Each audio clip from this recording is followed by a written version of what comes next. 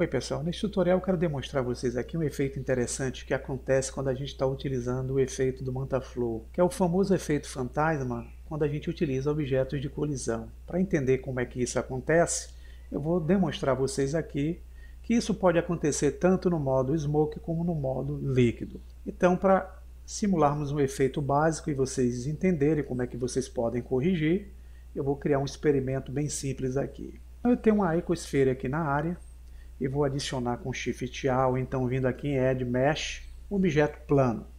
Vou usar o S de escala para aumentar esse plano. Eu vou utilizar o Move, e com a setinha de Move, eu vou encostar o cursor na seta azul, trazê-lo bem cá para cima. Eu quero fazer agora um efeito em que eu simule nessa esfera o efeito de fogo e fumaça, e quero que esse objeto plano seja um objeto de colisão. O que é que eu preciso fazer para poder gerar esse efeito para que ele saia de forma adequada? Então vamos lá. Primeiro passo, eu poderia selecionar o Icosphere, vou tirar aqui esse para não ficar atrapalhando, e com ela selecionada eu posso aplicar um efeito instantâneo, que é o Quick Effects, do tipo Smoke. Gerado o efeito, ele cria uma área de domínio para acontecer aí o efeito que precisamos. Então a gente pode estender essa área tanto pelo eixo X, pelo eixo Z ou pelo eixo Y, para fazer com que ela seja maior. Então aqui eu posso utilizar SY, alongá-la pelo eixo Y, SX, alongá-lo pelo eixo X, e só para facilitar agora eu posso entrar com o domínio selecionado no modo Edit, ativar a seleção de face, selecionar a face de cima, ativar o Move e trazer essa face mais para cima. Vou usar o scroll do mouse, nós temos um espaçamento aqui para gerar o efeito, voltando ao modo Object Mode. Então temos o objeto, que é a Icosphere, que vai ser o fluxo, e o objeto, que é esse cubo, que é a área domínio, onde vai ser gerado o fogo. Porém, para esse terceiro objeto, no efeito nós não temos nenhuma funcionalidade por enquanto. Então a gente pode aqui até estender um pouco mais usando o S, e aplicar nesse objeto também um efeito físico. A gente vem aqui no editor, clica em física e clicamos em fluid. Nós vamos ter que definir que tipo de efeito nós vamos dar a esse objeto.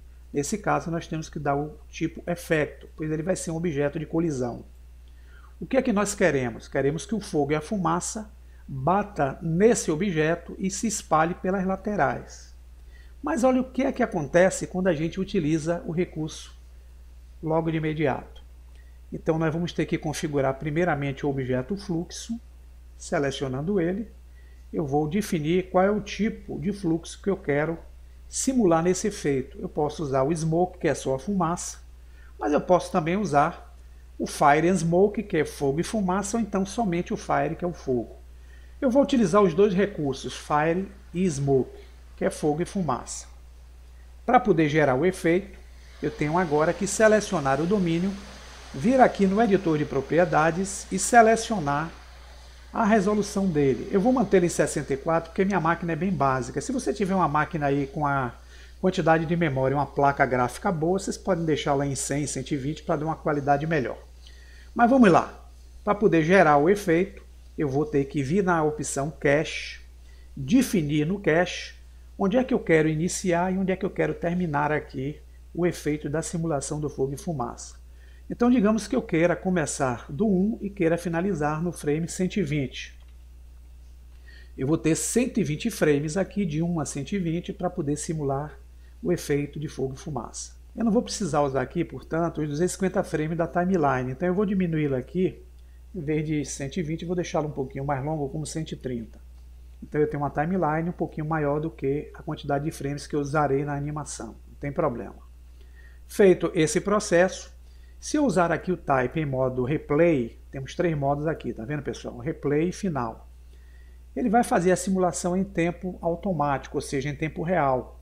Isso pesa bastante o processo. Então, para eu utilizar o recurso, eu uso muito o processo de gerar o Bake, para depois ver como ficou a simulação. Então eu vou mantê-lo aqui em modular, vou voltar aqui em cima e vou clicar em Bake Data. Aqui vai surgir uma tarja que é o progresso do bake que está sendo gerado pelo efeito. Eu vou aguardar chegar em 100% para voltar e demonstrar a vocês como é que ficou essa primeira simulação para entendermos esse efeito fantasma que acontece inicialmente com o objeto de colisão. Observe aqui embaixo que o Fluid Bake já está apontando aí para o progresso de 100%. Quando ele finalizar, vai dizer o tamanho do arquivo que ele gerou. Gerou um arquivo de 98 megas. Se eu der o play agora para ver como ficou a animação do fogo e fumaça, vocês vão observar que o fogo e fumaça ele atravessa o objeto plano, como se esse objeto estivesse ocasionando um efeito fantasma. Ora, Luciano, não é isso que eu quero. Eu quero que esse objeto ele seja um objeto de impacto contra o fogo e a fumaça. Então, como é que eu corrijo isso? Vamos voltar ao zero. Nós vamos selecionar aqui o objeto onde nós aplicamos o efeito. Isso vai valer, pessoal, tanto para o smoke como para o efeito líquido. Então, vocês vão vir aqui nas configurações do efeito. Observe que eu tenho o que chamamos aqui de superfície ou espessura de superfície, que é o Surface Thickness. Vamos deixá-lo ele com valor 1, por exemplo. Com esse processo realizado, nós temos que gerar de novo o bake para ver o resultado. Então vamos selecionar o domínio e vamos voltar nas configurações, clicar em Free Data para liberar o bake que nós geramos anteriormente. E quando ele voltar a ser o Bake Data novamente, a gente clica para poder gerar um novo bake. Novamente a tarja de progresso é apontada aqui embaixo, vamos aguardar até ser finalizada. Percebam que já está chegando em 100%, ele vai gerar um outro arquivo com outra dimensão. É finalizado o bake, ele criou um arquivo de 103 megas. Para vermos o efeito, vamos aproximar, dando agora o play, vocês vão ver que o fogo e fumaça não atravessam a malha, ele é expandido através de suas laterais. Isso vai acontecer também quando a gente utiliza um recipiente dentro de um efeito líquido. Quando nós geramos o líquido inicialmente, esse líquido irá atravessar a malha do recipiente. Então, para poder evitar, nós temos que selecionar o objeto que é o recipiente e quando aplicamos nele o efeito nós temos que utilizar aquela mesma configuração que nós usamos aqui nesse efeito Smoke. Fica aí a dica e até o próximo tutorial. Forte abraço!